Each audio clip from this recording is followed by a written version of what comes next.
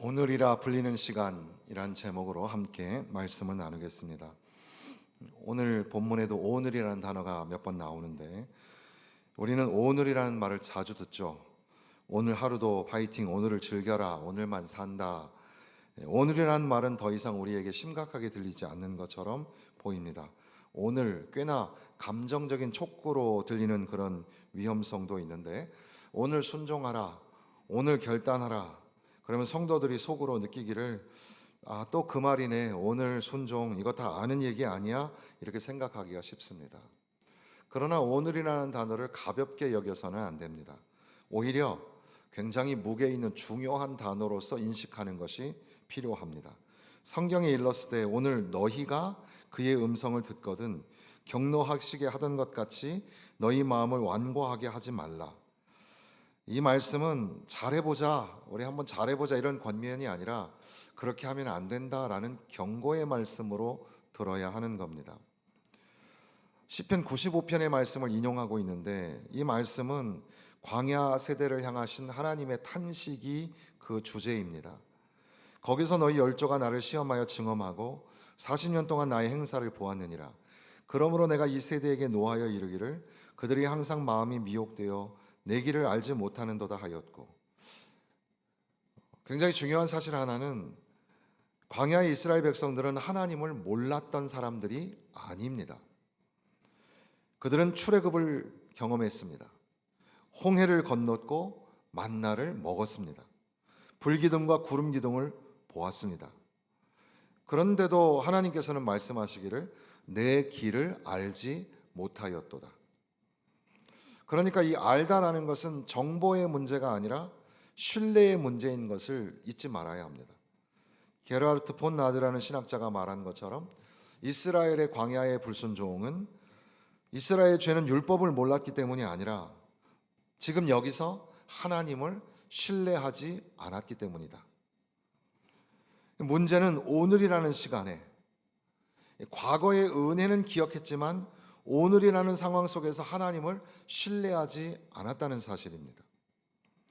그러니까 광야 이야기는 과거의 옛날 이야기, 과거 사건만이 아니라 오늘이라는 시간을 읽어내는 현재형 경고로 다시 읽어지게 되는 겁니다.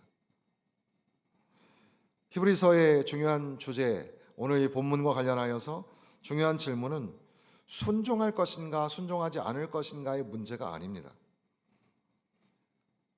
너 오늘 순종해야 된다, 마음 먹고 한번 순종해 보자, 이런 말이 아니라 오늘 너는 누구의 음성을 듣고 있느냐. 순종의 핵심적인 그 의미는 듣는 거.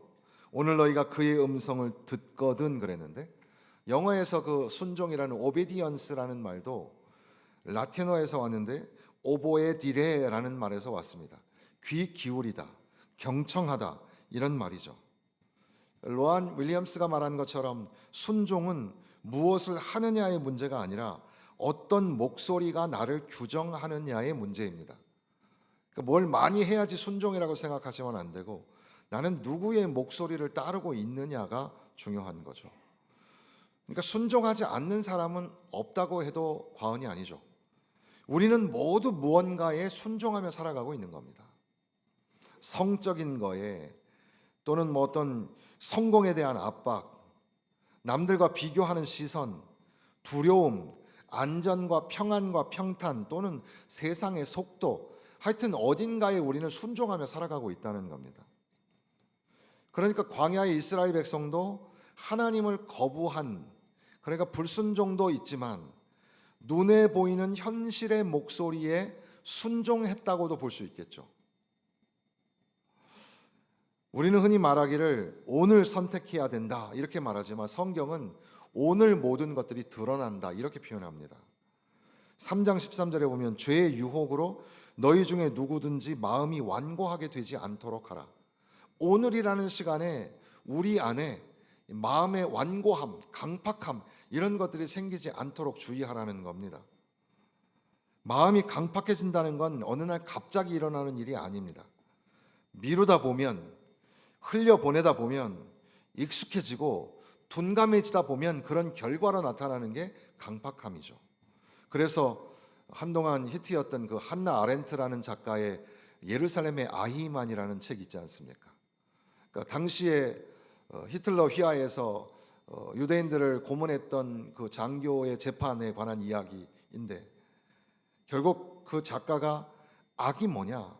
악은 사악한 의도보다 오히려 생각하지 않음에서 시작된다, 이런 말을 하죠. 강팍함이라는 것도 비슷하지 않겠습니까?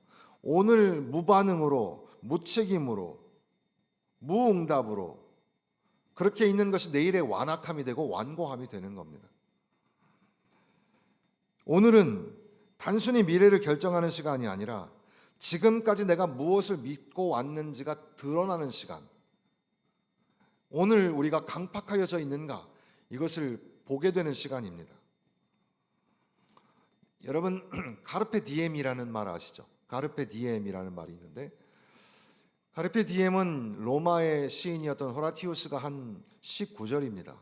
그런데 이것이 이제 오늘 우리에게는 여러 장르에서, 예를 들면 죽은 시인의 사회라는 영화에서 이 말이 나오죠. 그러니까 쉽게 말하면 오늘을 즐겨라, 이런 말인데, 오늘이 중요하다, 오늘을 즐겨라. 이것이 이제 쾌락주의 철학에서는 오늘 쾌락을 즐겨라, 또 이제 스토아주의에서는 오늘을 진지하게 생각해라, 이런 말로 이제 번역이 되고 해석이 됐습니다. 그래서 내일, 너네 손에 잡히지도 않은 내일, 그것 때문에 열심히 살 필요 없고 오늘 즐기고 오늘 멋지게 살아라. 욜로도 비슷하겠습니다만은, 그러나 원래 이 카르페레라는 라틴어는 따다, 붙잡다, 이런 뜻인데, 내일은 너희 손 안에, 통제 안에 있는 게 아니기 때문에 오늘이라는 시간을 붙잡아라, 이런 말이었습니다. 그러니까 이 카르페 디엠은 쾌락의 구호가 아니라 오늘이라는 시간에 대한 책임 의식이었습니다. 오늘을 즐겨라, 오늘을 멋지게 살아라. 그런데 히브리서에서는 오늘은 단순히 순간이 아니라 영원한 시간의 문턱이다. 히브리서를 받고 있는 독자들은 지금 우리와 비슷한 것을 겪는다고 할 수 있겠습니다. 물론 그들은 신앙을 지키면 손해를 봐야 했습니다. 예수님을 나의 주로 고백하면 위험이 따랐고, 유대교 안에서, 그 공동체 안에서 축출을 당하게 되었습니다. 윌리엄 레인이 말한 것처럼 히브리서에서의 불순종은 적극적인 반역이 아니라 압박 속에서 뒤로 물러나는 태도였다. 그래서 10장 39절에 보면 우리는 뒤로 물러가 멸망할 자가 아니요. 사람들이 점점 신앙에 있어서 뒤로 후퇴를 하는 겁니다. 히브리서가 강조하고 있는 이 죄는 대놓고 하나님을 떠나는 게 아니라 조용히 뒷줄로 물러나는 신앙, 그게 문제였다는 겁니다. 2026년을 사는 우리에게도 다시 한번 진지하게 순종이 무엇인지 생각해 봐야 합니다. 우리도 역시 물론 전쟁이나 또는 타 종교에 의해서 박해를 받는 나라들도 많지만, 오늘 우리나라 대한민국의 기독교인들, 우리들은 신앙 때문에 박해를 받는 건 아닙니다. 단지 우리는 매우 산만할 뿐입니다. 왠지 모르게 바빠요.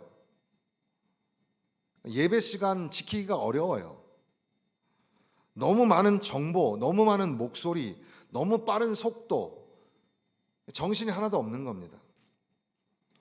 월터 브르그만이라는 학자가 말한 것처럼 오늘 시대의 현대 그리스도인들은 파라오가 없음에도 불구하고 파라오의 시간표에 사로잡혀 있다, 이렇게 말을 합니다. 애굽의 파라오, 이 바로가 강력한 그런 제왕이었는데 그때는 그 사람이 시간이었거든요.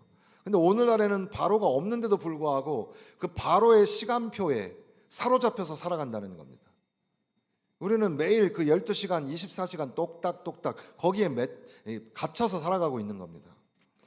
그러면서도 그걸 다 해내지 못해서 맨날 지각하고 맨날 이뤄내지 못하고 정신 하나도 못 차리고 그렇게 살아가는 거죠. 어떻게 보면 오늘 순종이라는 것은 뭔가를 더 많이 하는 게 아니라 여러분이 하고 있는 걸 좀 멈추고 속도를 늦추는 용기가 필요한 겁니다. 그래서 우리 한자 표현에 유장하다라는 표현이 있는데, 유장하다라는 것은 중국의 장강이라는 강이, 이게 푸르는 강이긴 한데 아주 움직이지도 않는 것처럼 천천히 보이기 때문에 유장하다라는 것은 매우 천천히 흐르지 않는 것처럼, 때로는 우리는 너무 빠르게 가는 것만이 중요한 게 아니라 멈출 줄 알아야 합니다. 모든 선택을 즉석에서 하려고 하지 마십시오. 모든 요구에 다 응답해야 된다고 강박증에 걸리지도 말아야 합니다. 하나님의 음성을 들으셔야 하고 하나님의 음성을 기다리셔야 하는 겁니다. 그러니까 오늘 우리는 우리 스스로에게 한번 물어봐야 하겠죠. 나는 오늘 하루에 누구의 말을 가장 많이 듣고 있는가? 여러분, 오늘 하루 누구의 말을 가장 많이 듣습니까? 뭐 아버지, 어머니, 뭐 친구, 뭐 핸드폰 모바일에 있는 그런 뭐 메신저의 여러 사람들의 수다, 누구의 말에 귀를 기울이고 있습니까? 여러분, 하나님의 말씀, 하나님의 음성에 오늘 하루에 몇 시간이나 귀를 기울이고 있나요? 또 나의 실제적인 결정을 할 때 누구의 목소리가 반영이 되는가? 내가 뭔가를 선택하고 결정할 때 그거는 어떤 목소리에 의해서 결정되는 겁니까? 또는 하나님의 말씀이 정보입니까? 결정권이 그 음성에 있습니까? 그래서 일부 예배 시간에 우리가 주일학교 선생님들의 예화를 들었는데, 뭐 예전에 말이죠, 요즘에는 우리가 주일학교 예배를 11시에 드리는데 옛날에는 다 9시에 드렸지 않습니까? 그때에는 아침에 8시, 8시 반쯤에 지하철이나 버스에 진풍경 중에 하나는 주일학교 선생님들이 한 주 동안 성경 공부를 못 해가지고 그 주일날 오면서 공부를 하는 거예요. 공과책 펴놓고 막 오늘 가르칠 걸 막 얘기하는 거예요. 정보를 막 집어넣는 거죠. 그것도 선생님용 공과책 갖다 놓고 막 읽어내는 겁니다. 그리고 이제 아이들을 딱 만났는데 아이들이 뭐 만만한가요? 얘네들이 내 말을 들어줄 준비가 안 됐죠. 이리 뛰고 저리 뛰고 막 산만하고, 나는 할 얘기를 해야 되겠고 애들을 안 들어주고. 여러분, 성경에 나오는 지식과 정보를 전달하는 게 진짜 하나님의 말씀을 듣는 걸까요? 2부 시간에는 좀 다르게, 뭐 우리 찬양대를 예를 든다면 찬양대도 마찬가지죠. 오늘 올 때 오늘 노래가 뭐더라?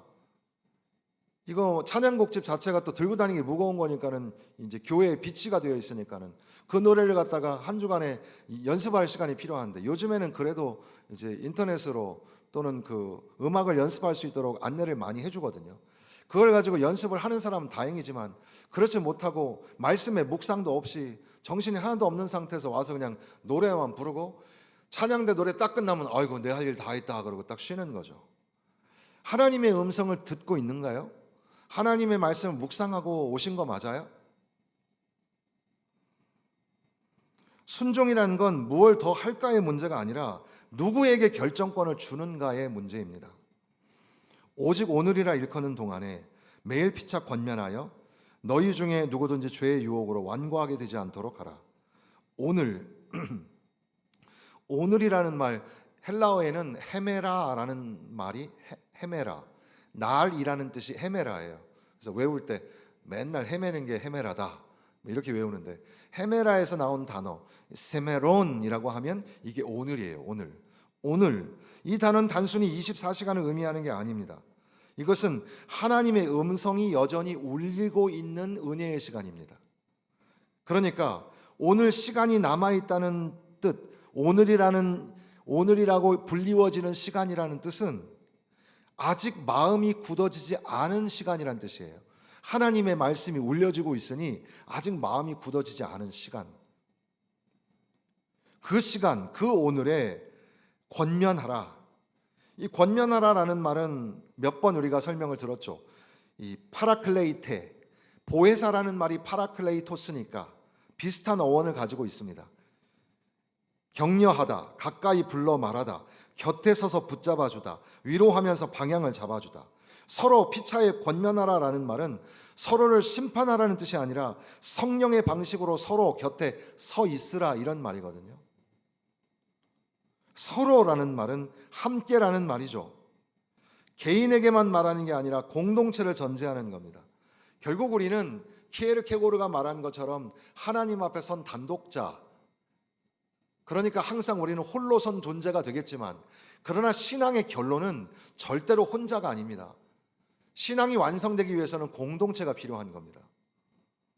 광야에서 이스라엘 백성이 무너진 건 개인의 실수 이전에 공동체의 침묵 때문이었습니다. 서로 권면하라. 이 말은 서로에게 부담을 주라는 말이 아니죠. 서로를 감시하라는 말도 아닐 겁니다. 혼자 굳어지지 않도록 서로를 말씀의 자리에 붙잡아 두라는 겁니다. 서로 권면하라. 이것을 제가 한 4단계로 한번 생각을 해봤습니다. 서로 권면한다는 게 뭘까? 첫 번째 단계는 듣는 겁니다. 들어야 됩니다. 오늘 그의 음성을 듣거든. 권면은 내 생각을 말하는 게 아니라 하나님의 말씀을 함께 듣는 것에서부터 시작하는 겁니다. 설교를 함께 듣고 말씀을 함께 읽고 하나님이 뭐라고 하셨는지를 묻는 겁니다. 순종은 말하기에서 시작하는 게 아니라 듣기에서부터 시작하는 것이다. 두 번째 단계는 말씀을 받는 것입니다. 말씀을 듣는 것과 말씀을 받는 것은 매우 다릅니다.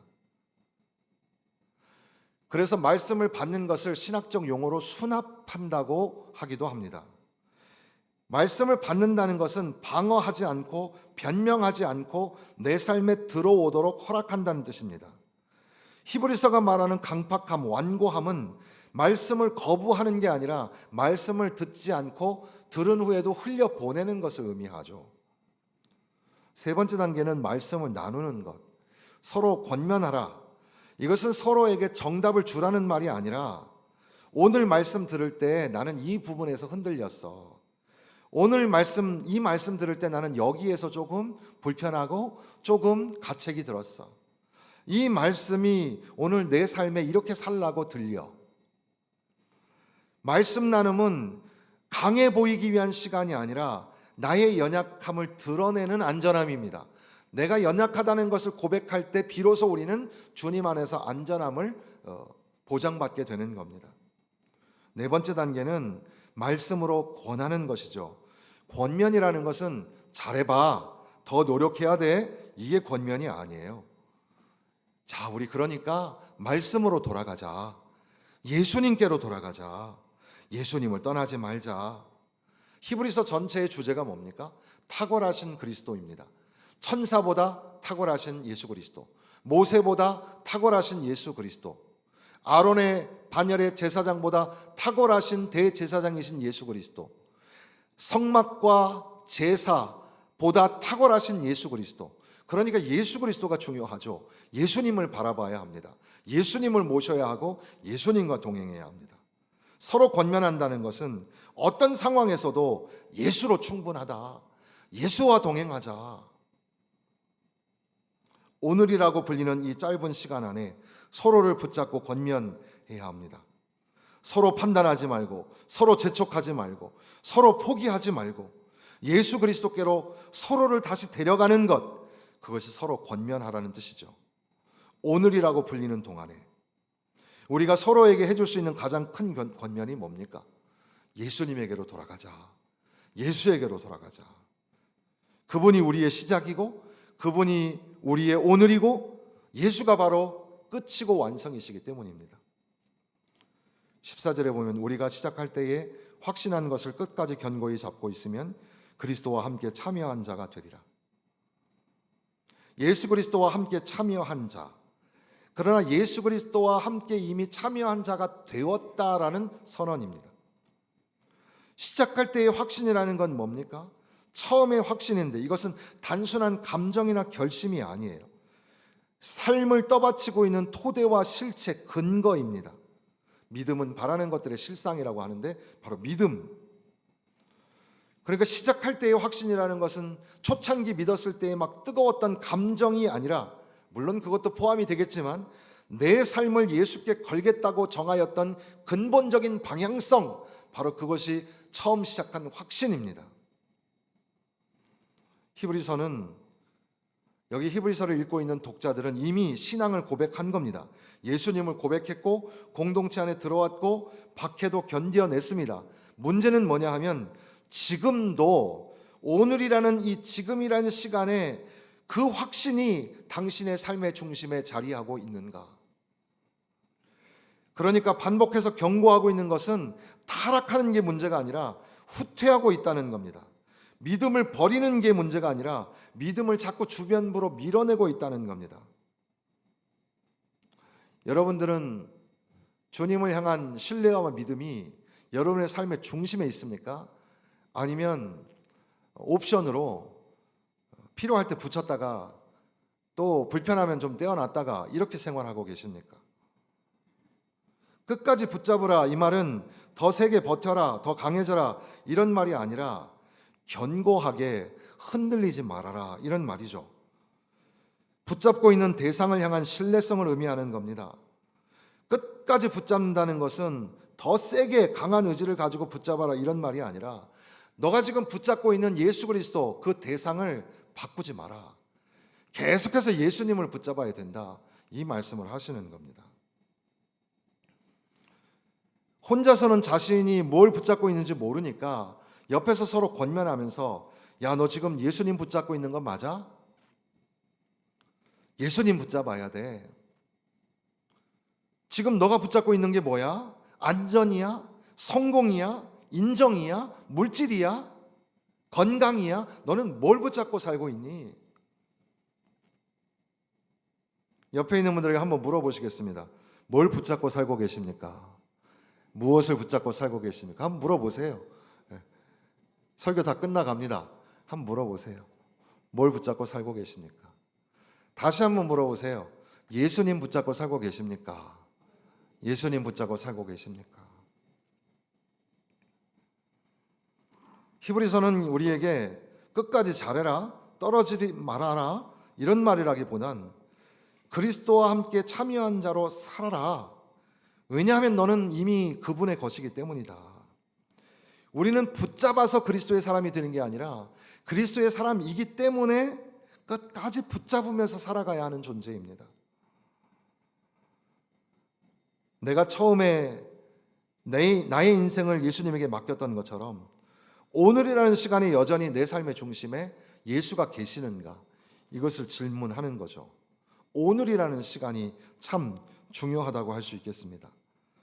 그래서 한 걸음 한 걸음 하는 찬송가에 보면 한 걸음이 스텝 바이 스텝이고 날마다 날마다가 all the day, all the way, all the day, all the way 이렇게 부르거든요. 날마다 날마다 이런 말이죠.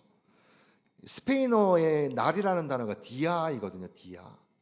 그래서 모든 날들 에브리데이를 만들려면 제일 쉬운 말이 까다디아입니다. 까다디아. 뭐 조금 고상한 말로는 또도스로스 디아스 이런 말도 있는데 어쨌든 쉽게 말하면 까다디아.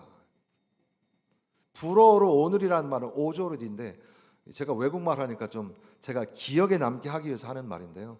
여러분도 잘 알고 있는 이 에브리데이 불어로 잘 알고 있는 말이 있습니다. 그게 바로 뚜레주루죠. 뚜레주루. 빵집 이름인데 뚜레주루는 무슨 뜻이죠? 매일매일이라는 뜻입니다. 날마다 신선한 빵을 주겠다는 말이겠죠? 날마다. 그러니까 오늘이라고 우리에게 주어진 시간에 한 걸음 한 걸음 또는 날마다 날마다 주 예수와 함께 걷고 주 예수와 동행하는 것, 그게 바로 오늘이라는 시간, 이것을 부여잡고 살아가는 사람들, 그 성도들이 순종하며 살아간다는 것이 바로 예수를 붙잡는 삶이 되는 겁니다. 사랑하는 성도 여러분, 2026년도에는 예수님 손잡고 예수님과 한 걸음 한 걸음 오늘이라는 이 소중한 시간에 날마다 날마다 예수님과 동행하시기를 주님의 이름으로 축원합니다.